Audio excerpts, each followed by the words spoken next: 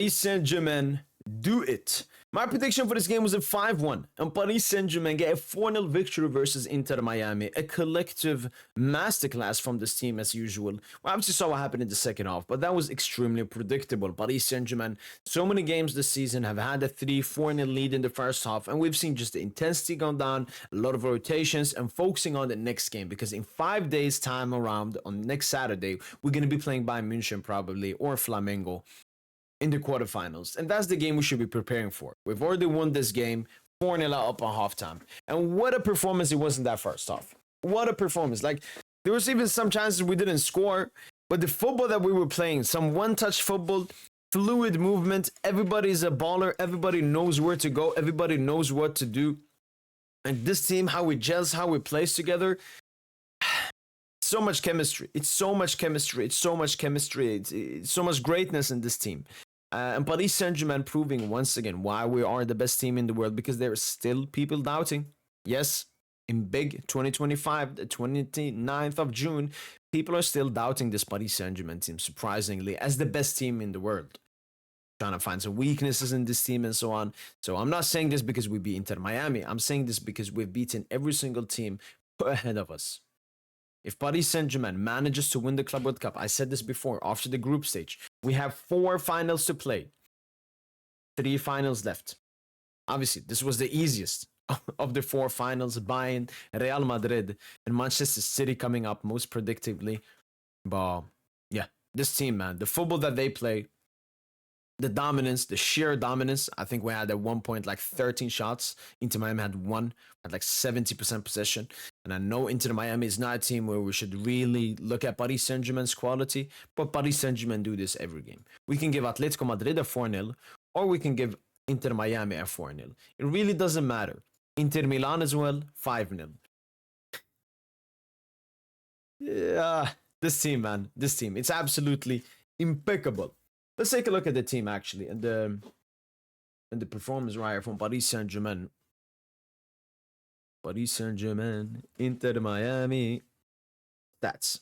So we'll actually try to compare the first and the second half. So 67% possession in the full game. First half 73, second half 61. You can see how it dropped down. Chances 1.71 xG. 0.78. So that was definitely clear. But if we look at the total stats, 2.5 XG created this game, 19 shots, 9 on target, 7 big chances, 4 big chances missed. Like, this game could have been even worse for Inter Miami in this game. Well, really great performance from Paris Saint Germain in terms of chance creating, playmaking around the box, and defending as well. Now let's take a look at the team. Gianluigi Donnarumma got 8.1. Like, I remember a header from Messi. That was probably the toughest shot Donna faced the entire game.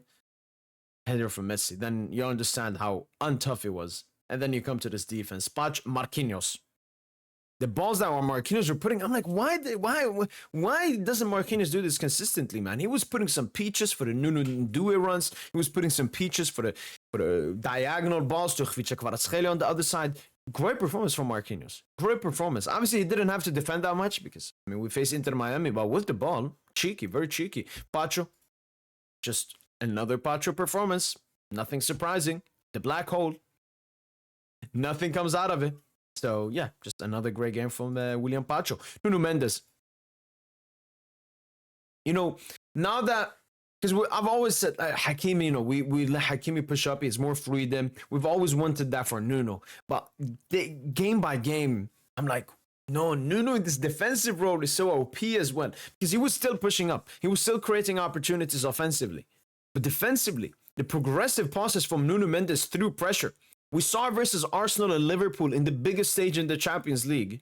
And we're seeing it here. He was doing it regularly.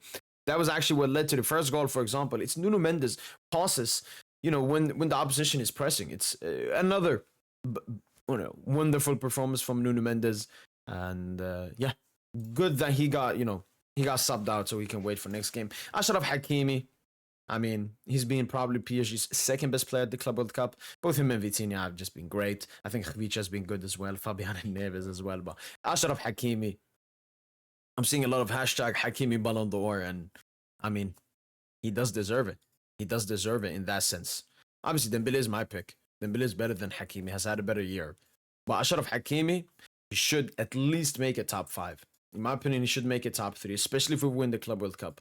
And Ashraf Hakimi and Nuno Mendes, I mean, it's already the best fullback pairing season of all time. Could get uglier. It could get uglier. But Ashraf Hakimi, what a baller, man. Second goal of the Club World Cup so far. 26 GA in all competitions. 13 goals and 13 assists. Beautiful. And then we come to this midfield three. Oh my days, man. João Neves, Vitinha, and Fabian Ruiz. Look at this beautiful midfield three. I've always compared the, we made the comparisons to Pep's Barca, to Xavi, Iniesta, and Busquets. Vitinha and Neves are Xavi, Iniesta, and Fabian Ruiz is an offensive version of Busquets. Took the ball from Busquets and puts in the assist. Vitinha with a beautiful assist to João Neves, just like versus City, and Neves with another goal. And I mean, our attackers don't have to do anything if our midfielders can contribute to 2 goals like this absolutely beautifully. And both were created and finished off by the midfielders. And this is the best midfield trident in the world. I mean, it's a perfect midfield. You have a 6, a tempo deciding, a lot of passes, a lot of touches. Neves, the box-to-box, the Swiss Army knife. He can do whatever he wants. And then you got Fabian Ruiz. Fabian Ruiz, he's just a baller. Just a baller in that offensive 8 role. Beautiful midfield, beautiful defense. And then we come to the attack, which was probably not let down, but I think maybe not the center backs didn't have to do that much. Like fullbacks, midfield, and then attack. I think Baratli Barcola, we found him many times in central positions. Really good. I want to see more of that. Kvicha, another great game, as he's been doing this Club World Cup so far. And Desire Doué, this game, beautiful.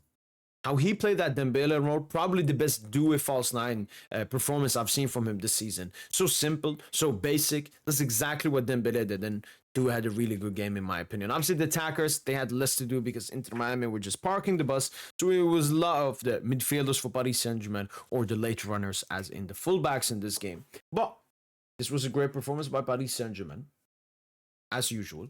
But we got 3 finals left. Let's celebrate this victory. Let's watch Bayern versus Flamengo and see, first scout our one of our 2 potential opponents, and then, see who wins that game. But great performance from Paris Saint Germain. I think we've been the best Club World Cup team so far. But next game is going to be huge. It's going to be bigger than this, and we got to be ready for that. That's been it from my boy PS Gent, and as usual, allez, Paris.